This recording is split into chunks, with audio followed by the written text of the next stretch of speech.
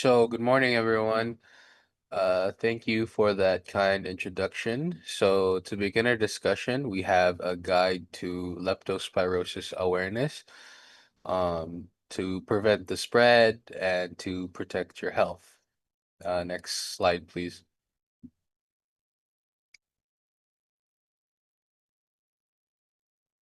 So, lepto, what you don't see in floodwater can harm you. Um, just because you can't see a microorganism doesn't mean that it's not there. Uh, as student nurses, we always have to practice hand hygiene. In that instance, you guys are already aware because of the microorganisms. So, moving forward to the next slide. So, what is leptospirosis? So, leptospirosis is a zoonotic bacterial disease, meaning it is a disease that spreads from animals to humans. It's caused by the bacterium called Leptospira, which is a thin spiral-shaped microorganism. Now, this disease is considered a major public health concern, especially in countries that experience frequent flooding and heavy rainfall, such as the Philippines. So, although leptospirosis can affect anyone, cases become more common after storms, typhoons, and flooding, because contaminated water spreads easily throughout the communities. So that means that many people may not realize that they are exposed because the bacteria cannot be seen in the water. So that's why awareness and prevention is very important. Next slide, please.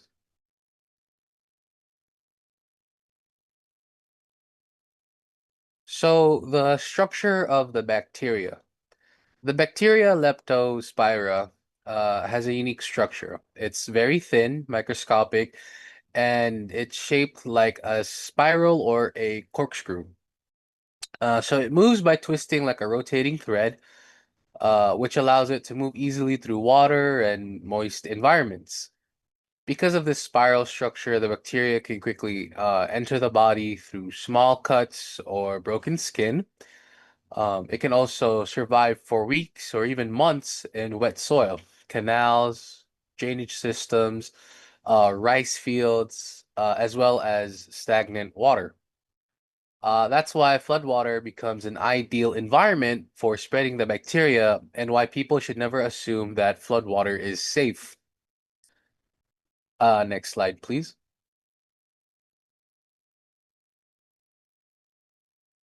So, what is the main sources of infection?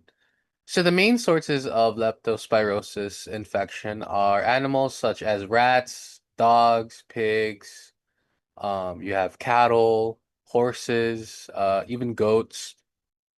And among these animals, rats are considered the most important carrier because they commonly live under human communities, uh, garbage areas, drainage systems, and flooded environments. So these animals carry the bacteria in their urine, and in many cases, infected animals do not appear sick. This means that they can spread the bacteria without people noticing because whenever infected animals urinate, the bacteria are released into the environment and it can contaminate water, soil, and other surfaces that look clean. Next slide, please.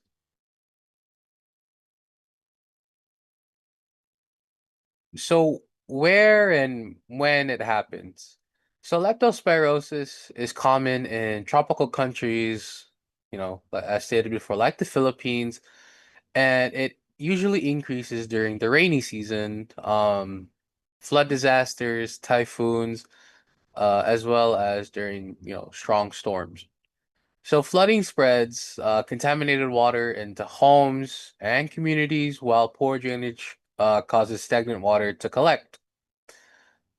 So dirty environments and garbage accumulation also attracts rats, which increases the risk of outbreaks during emergencies. People are more likely to come into contact with contaminated water.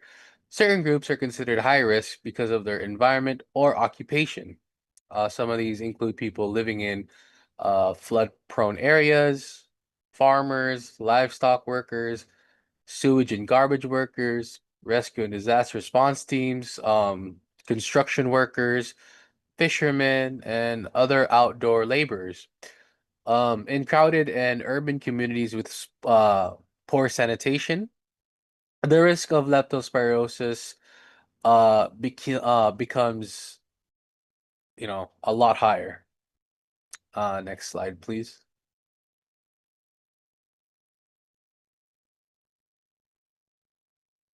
So, how does floodwater become dangerous?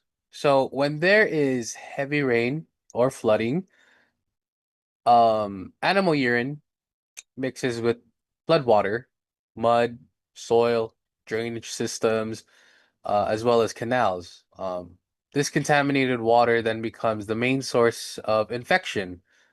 Many people become exposed while walking barefoot in floodwater, cleaning flooded homes, uh, wading through streets during emergencies, or swimming and bathing in contaminated water. So even if the floodwater looks clean, it may still contain harmful bacteria that can enter the body. Next slide, please. So how do humans get um, infected? So humans become infected when contaminated water enters the body through open wounds, cuts, or mucous membranes such as the eyes, nose, and the mouth. So even very small cuts can allow the bacteria to enter. Infection may happen through direct contact with the urine or tissues of infected animals, especially when the bacteria enters through skin abrasions or mucous membranes. Leptospirosis may also spread indirectly through contact with contaminated soil. That includes water, vegetation, food, and most specifically, drinking water. In some cases, infection can actually occur through inhalation of droplets containing infected urine. So it's very important to remember that not everyone exposed to floodwater will immediately develop symptoms, but the risk becomes higher when exposure is prolonged or repeated. Next slide, please.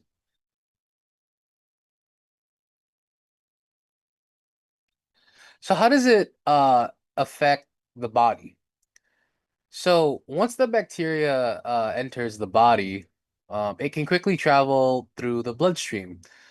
You can think of it as like some sort of hidden invader moving throughout the body before symptoms even appear.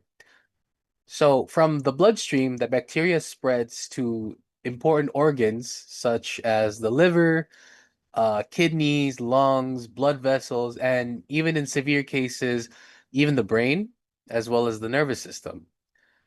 So as the infection spreads, the immune system tries to fight the bacteria, but severe inflammation may damage tissues and organs. The liver may become inflamed and affect bile processing. The kidneys may have difficulty removing waste and producing urine.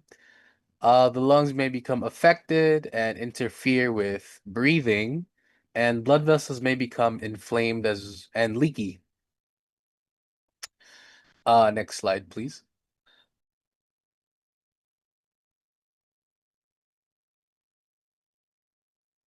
So how it affects the body. So damage to the organs. So as the bacteria continues to multiply, more serious complications can develop. So the liver may become inflamed and cause jaundice, which results in the yellowing of the skin or eyes, skin and eyes. The kidneys may become damaged and lead to urine problems or even kidney failure. blood vessels may weaken, which will cause bleeding, while the lungs may fill with fluid and make breathing very difficult. So in severe cases, the patient may experience internal bleeding, severe dehydration, shock, difficulty breathing, and multi-organ failure. In simple terms, leptospirosis is dangerous because it does not stay in one place. Instead, it spreads, right? It spreads throughout the body and damages multiple organs at the same time. So without early treatment, severe leptospirosis becomes a very life-threatening disease. Next slide, please.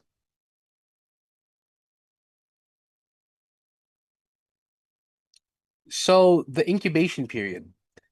So the incubation period of leptospirosis is usually around 5 to 14 days, but it can range from 2 to 30 days, depending on the individual and the level of exposure.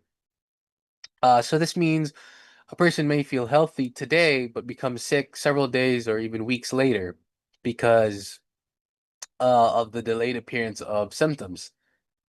People who were exposed to floodwater should continue monitoring themselves even after flooding has ended, because early consultation with a healthcare provider is key, especially if symptoms begin to appear. Next slide, please.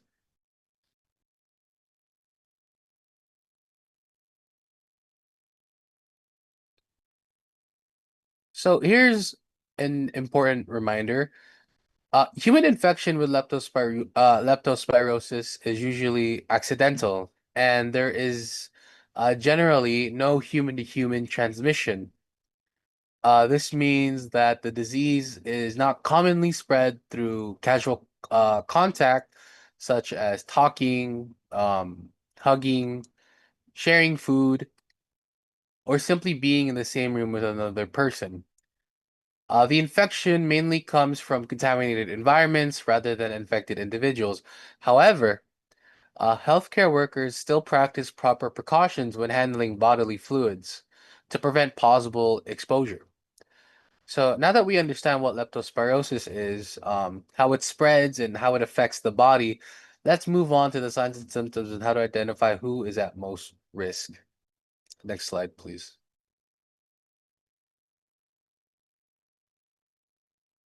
So moving on, the leptospirosis has different clinical presentations depending on how far the infection has progressed inside the body. So this is important to understand because the disease does not show severe symptoms immediately. So instead, it starts with mild flu-like signs that can easily be ignored and then progresses into a more dangerous phase when internal organs are already affected. So here we have the early stage when bacteria spreads. So we might experience headache and fever, then muscle pain, red eyes, nausea, or vomiting. So at this stage, the body is already fighting the infection. So the symptoms often appear similar to common viral infections like flu or dengue, which is why many patients tend to ignore them. So when the bacteria first enters the bloodstream and begins spreading, the body immediately reacts as part of its immune response. So this is why fever occurs. It is the body's way of trying to fight off the infection. Then headache is also common because of systemic inflammation affecting the body, including blood vessels in the brain. So muscle pain, especially in the calves, is a very characteristic symptoms of leptospirosis. So this happens because the bacteria causes inflammation in the muscle tissues, so making movement painful and uncomfortable. So patients often describe it as deep muscle pain that makes walking or standing difficult. Then red eyes occur due to irritation and inflammation of blood vessels in the eyes, making them appear bloodshot even without eye infection.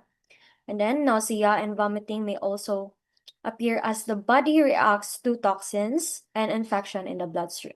So at this stage, Although symptoms being simple, the important point is that the body is already actively fighting an bacterial infection. So it needs early medical attention. Then moving on to the severe stage. So this is where the organ damage phase. So we have here the jaundice because of the liver damage, then dark urine or low urine output because of kidney damage, then shortness of breath because it already involves the lung, then bleeding and confusion. So if leptospirosis is not treated during the early phase, the bacteria continues to multiply and spread to major organs. So this is when the disease becomes severe and life-threatening. So jaundice or yellowing of the skin and eyes occurs when the liver becomes inflamed and cannot properly process bilirubin. So this is a clear sign that the liver is already affected. Then kidney involvement is seen through dark urine or decreased urine output. So this happens because the kidneys are damaged and cannot longer properly filter waste from the body. So in severe cases, this may progress to kidney failure, requiring hospitalization or even dialysis. Then shortness of breath indicates that the lungs are affected. Then fluid may accumulated in the lungs or inflamed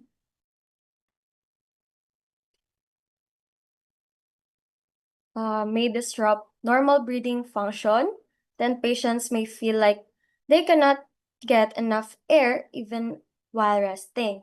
Then blooding occurs when blood vessels become damaged due to infection. So it may appear as nosebleeds, gum bleeding, or even internal bleeding in severe cases. Then lastly is the confusion or changes in mental status may indicate that the infection has reached the brain or is affecting the central nervous system. So this is a very serious sign and often indicates advanced disease. So this stage shows that the leptospirosis is not just simple infection, it is a systemic disease that can affect the entire body at the same time. So as for the next slide, when to seek help. So seek medical attention if fever after flood exposure, symptoms last more than 2 days, symptoms gets worse. So early treatment prevents organ damage from becoming severe. So knowing to seek help is very important because early treatment can prevent serious complication. Then one of the most important warning signs is fever after exposure to flood water. So if a person has recently walked through floods, participated in cleanup, or been exposed to contaminated environments and then develops fever, then this should never be ignored. Another important indicator is when symptoms last more than 2 days without improvement. So many people tend to self-medicate and wait, then hoping symptoms will disappear. However, in leptospirosis, waiting can allow the bacteria to spread further inside the body. So worsening symptoms such as increasing muscle pain, difficulty urinating, or persistent vomiting are also strong warning signs that medical attention is needed immediately. Then for the risk factors, so risk increases when exposed to like blood water, then poor sanitations, rats and animal urine, and open wounds. So these risk factors are conditions or situations that increase the chance of getting leptospirosis. And then, so poor sanitation is another major risk factor. Then communities with improper waste disposal or clogged drainage systems tend to have higher rat populations. Then rats thrive in dirty environments and their urine becomes a major source of bacterial contamination. Then exposure to rats and animal urine is a direct risk factor. Even without flooding, people living in areas with high rat infestation can still get infected if the bacteria enters cuts or mucous membranes. Then, Open wounds significantly increase the risk of infection. Even the small wounds, invisible cuts on the skin, can serve as entry points for the bacteria. So, for example, a person walking barefoot with a small scratch on their foot in flood water is already high risk of infection.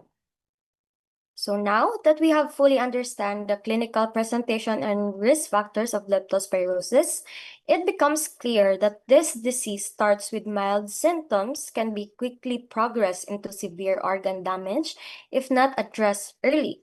So this is why awareness, early recognition, and prevention are extremely important in protecting ourselves and our communities.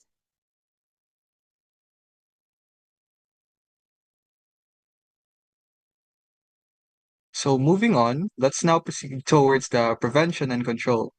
So here we have the protective forms. As individuals, we can protect ourselves by, so for the first one, we have avoid flood water whenever possible. This allows us to lessen the chances or mitigate the chances of possible transmission of leptospirosis, since most commonly urine or the urine from animals may be transferred throughout the water. Since a wide city range in a community setup can involve possible gathering or spread of this certain urine, we are not mainly sure with that. So it is important for us to optimize our safety and withstand it with concrete protocols and such. So next up we have is covering any wounds before exposure. So mainly exposure leads to a type of entry points throughout our wounds. So it is important for us to assess these wounds and lessen the exposure that we are brought, such as water, involving floods, or deterioration upon our environment, since it may cause a possible entry point. Next is wearing boots or protective clothing during floods. So, as we all know, there are instances where many diseases are brought by flood. So, it is important for us to ensure our safety in wearing personal protective equipment, such as occasionally when there is flood. Next up is practicing proper hygiene, especially hand washing. So we as individuals in a community setup does a lot of things in a daily lifestyle and such involving our hands. So it is important for us to lessen the spread of microorganisms in the things that we touch, especially in our body. And next up is we have taking a bath immediately after exposure to dirty water. So mainly dirty water could bring a lot of certain concrete diseases, most especially leptospirosis.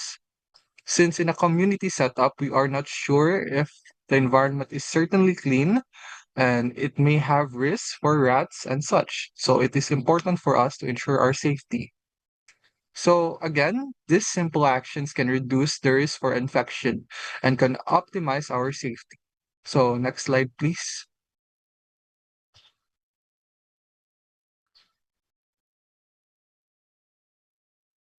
So how can we build a better community? A better community can be established if we are allowed to make a new type of interventions, if we could implement better educational system towards the individuals who live or resides towards the community.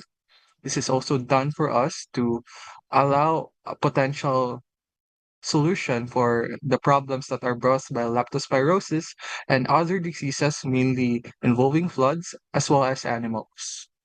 So next slide, please.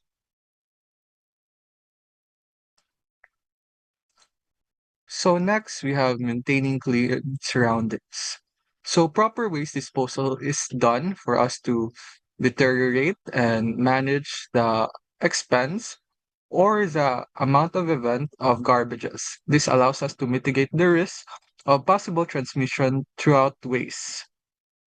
And next up, we have to done is to keep our surroundings clean to prevent rat infestation. So mainly as individuals, we tend to check on our sinks as well. So we should keep and look out for the surroundings involving garbages or prior disposal since it may inflict death with rat. rats. Rats may be triggered throughout a concrete environment that allows them to keep themselves throughout sustainable food source, sustainable environment for them, and such. So we are optimizing lessing of our garbage throughout the streets, throughout the roads. This allows the community to have lesser rats and to have a lower amount of rat manifestation. And next up is avoid throwing garbage in canals or rivers.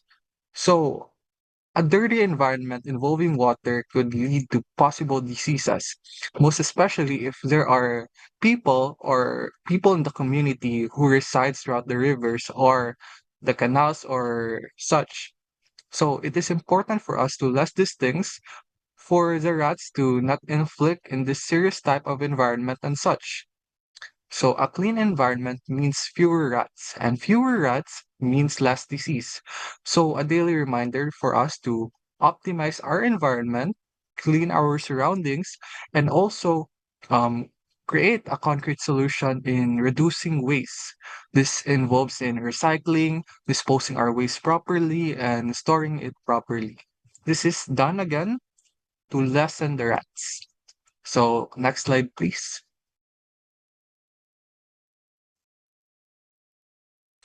So for the number two is to improve drainage and flood control awareness.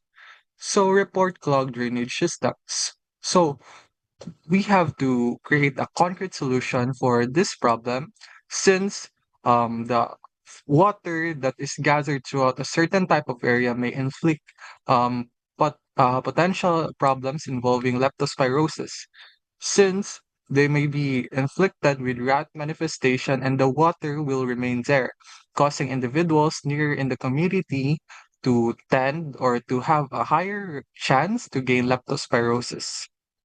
So for the next one is to participate in community cleanup drives. So why is that? This is to prevent complications involving rats. This is also to lessen the livability of rats in the place in the community. This also allows us to be wary in where the rats resides and such. So next up is support local efforts to reduce flooding. So supporting local efforts is to lessen the chances of flooding in the first place. This could be a concrete factor in developing leptospirosis as a concrete influence throughout the disease itself. So we need to be optimizing our concrete plans in reducing flood chances and also reducing our garbage. So next slide, please. And now we have promote health awareness. Promoting health awareness could bring a lot of influence throughout the community. Individuals in the community may be worried on their health, especially factors that involving health, such as rat manifestation diseases like leptospirosis. So next, we have share information about leptospirosis with family and friends. By sharing concrete type of information, we are able to mitigate problems and find solutions for leptospirosis. This also allows us to influence our friends and families and other person or individuals to share their thoughts as well throughout the community problems involving leptospirosis. Encouraging to seek early medical help. We as individuals may see symptoms involving leptospirosis, such as bleeding and such. So it is encouraged to take early seek of medical help for us to lessen the possible complication that leptospirosis may bring. Also, we have joint health campaigns and community seminars. This allows us to reduce complications involving education of our fellow community members and such. So, a daily reminder, awareness saves lives because the people act earlier when they are informed. So, in short, awareness could bring a concrete solution as well as intervention in reducing complications brought by leptospirosis. Next slide, please.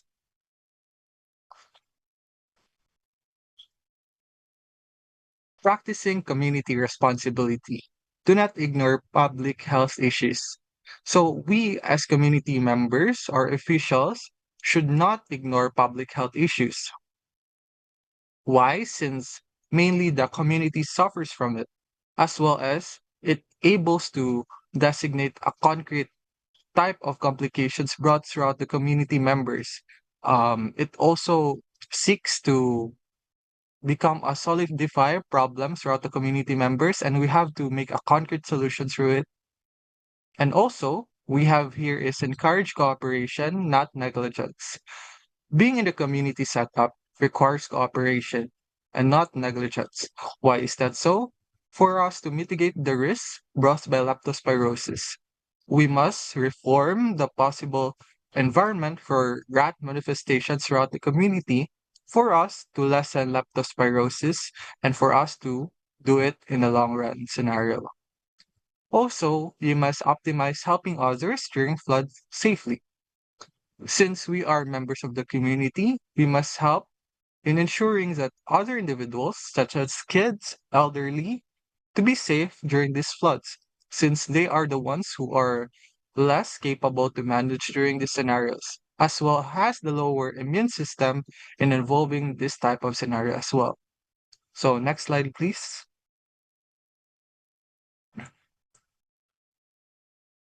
So for the fifth is the treatment and recovery. Antibiotics prescribed by doctors. So mainly antibiotics is done for us to lessen the infections brought by the community members or individuals. And also we have to maintain proper hydration. This would allows us to improve our immune system throughout means. This also allows us to further utilize the process of recovery and such, including rest. And also, we have hospital care for severe cases. This is done for us to mitigate the possible complications that leptospirosis may bring, since mainly there are complicated sites that leptospirosis may bring. All right, next slide, please.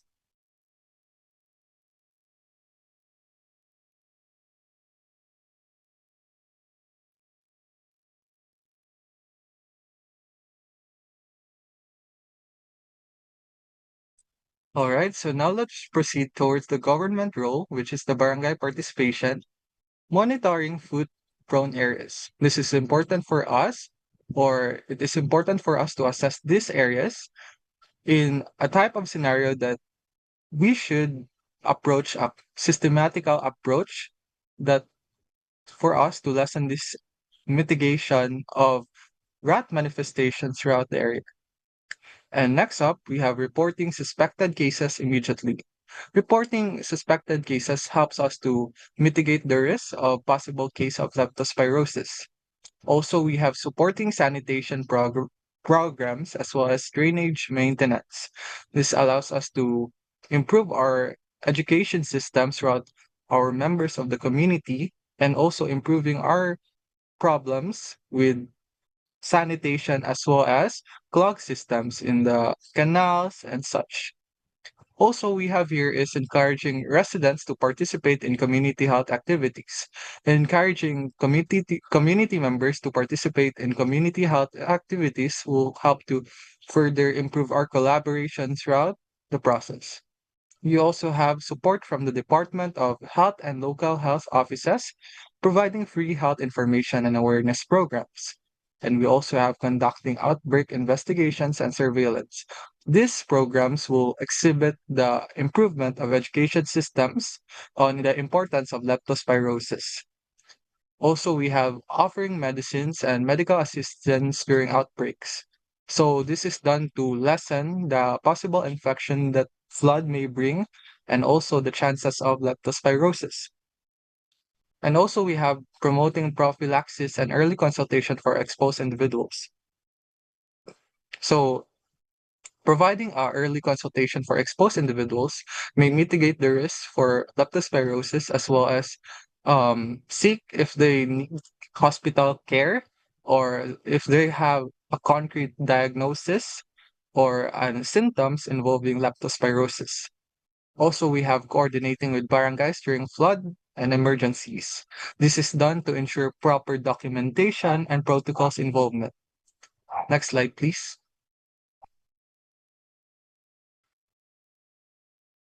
And next up is prognosis and mortality. So for the prognosis, good if diagnosed and treated early. So leptospirosis may be a good system or approach if it's diagnosed and treated early. This involves in treating our complications throughout our health throughout the hospital. And also, we have most patients fully recover if ever they are involved in the hospital or in a clinic setting. Mortality, severe cases may lead to organ failure, as well as high risk if untreated or diagnosed late. So, if there are complications if involving leptospirosis, we should do concrete strategies in involving hospitalization as well as clinic visiting. Next slide, please.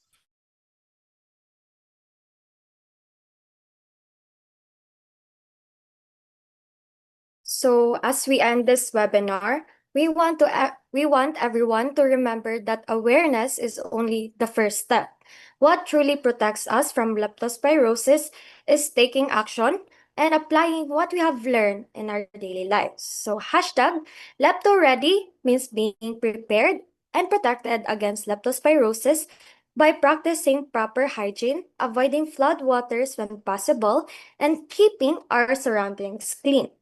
And hashtag leptoaware reminds us that knowledge today can lead to a healthier tomorrow. The more we understand the disease it causes, symptoms, and prevention, the better we can protect ourselves, our families, and our community.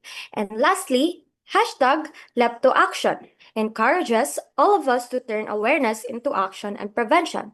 So simple actions such as proper waste disposal, wearing protective footwear during floods, and seeking early medication consultation can save lives. And our message for everyone today is this. In many cases, the difference between recovery and complication is not the disease itself, but the timing of awareness and response. So, as student nurses, we encourage everyone to never ignore early signs and symptoms, such as fever, muscle pain, headaches, or weakness, especially after exposure to flood water. So, early consultation and treatment can greatly prevent serious complications.